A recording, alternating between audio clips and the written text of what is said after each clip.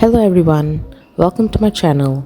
I'm Purani. I'm a parent in my 40s in a 9 to 6 job. Hence, I'm only able to create artwork through the small pockets of time that I get daily.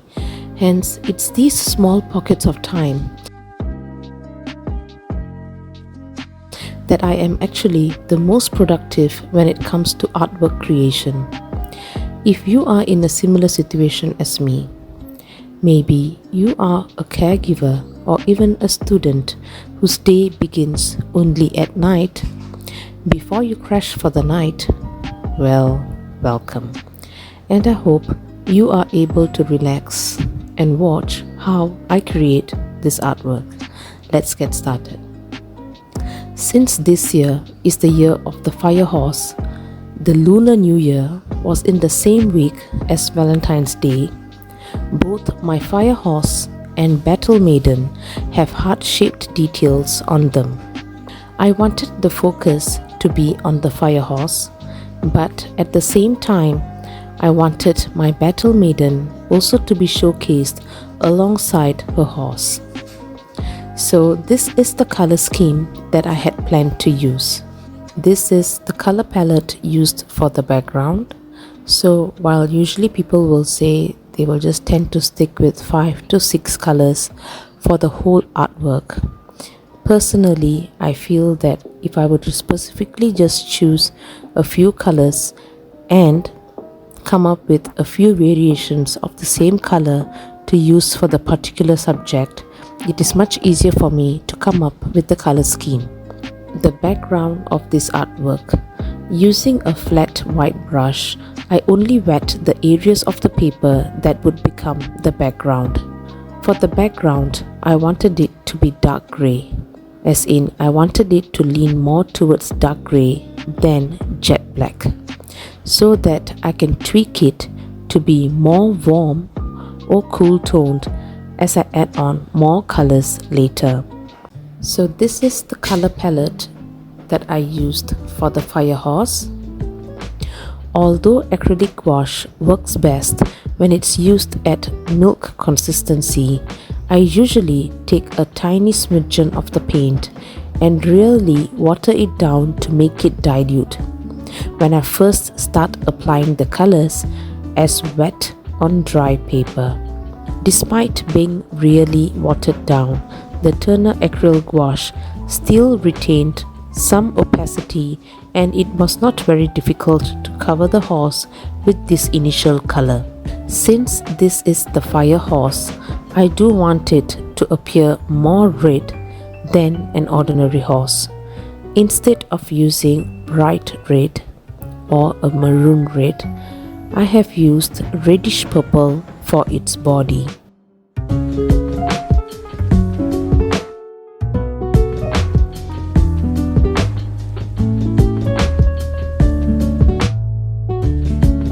This is the color palette used for the fire horse's flames. Once the smoky details in the background was completed, I can then work on the flames on the horse. For this artwork, the flames are going to be the most colorful, while the rest of the artwork leaned more towards reds and browns. Drawing the flames in tiny layers helped to bring the artwork together. I then adjusted the darkness of the horse's body accordingly. I was adding each layer, seeing how they work on the smoky background, and added more layers to the flames.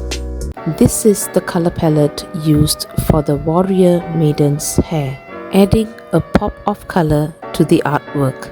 Although this is an artwork that's warm-toned and leans mostly into reds and browns, I wanted it to have some pop of color in between. I wanted the horse and the warrior maiden to have some similarities, but also some stark differences in their appearance. The warrior maiden to get dwarfed by the horse and its fiery hair.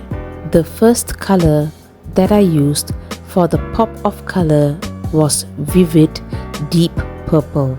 This is the color that I mixed with my Prussian blue so that we can get this really nice cool toned deep purple. This is one of the base colors that I used to outline the Battle Maiden's hair. To ensure that both of them have some similarities, I used the same purple to shade in the horse's nostril. The contrast against the purplish brown coat of the horse played off more beautifully than I had expected, rendering the Warrior Maiden's face.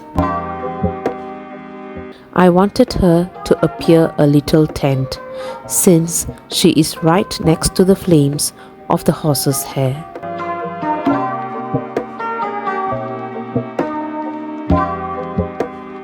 When it came to rendering her face, I was doing a lot of experimentation before I settled on the final color. First, I played around with the eyeliner and tested how her eyes would appear if I were to line the lower lash line. I still wasn't satisfied and tested more colors before finally deciding that I would go for the first look that I had envisioned for her, and that will be to appear as the supernatural being who was riding the fiery horse. To get this effect, I decided to do away with the black pupils of her eyes to give them an overall glowing effect.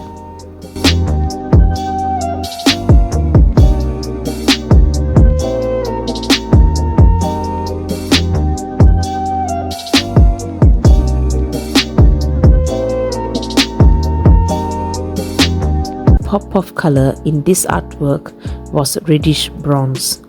This color is not available in my Turner Acryl Gouache set, so I used the one in Amsterdam's acrylic gouache set.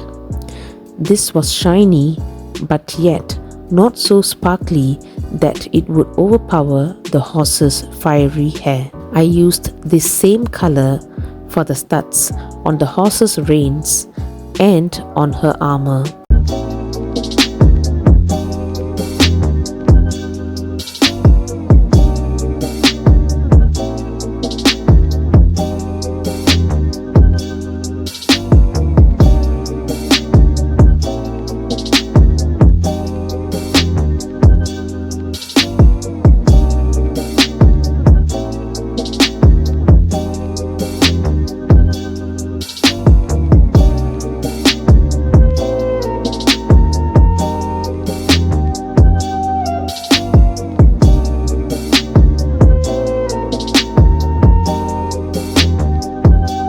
After almost 3 weeks of painting, as I could only paint for an hour a day at night after work, this artwork was finally completed. This is the finished look. The tape that I used was not suitable for hot pressed paper. I had used the magic tape that is from the Scotch brand, which is actually widely recommended by YouTube artists, but unfortunately I did not have a positive experience using this tape, so I guess I will just stick with washi tape for now. Hope you have enjoyed watching this video. Do subscribe to my channel and I will see you in my next video. Bye!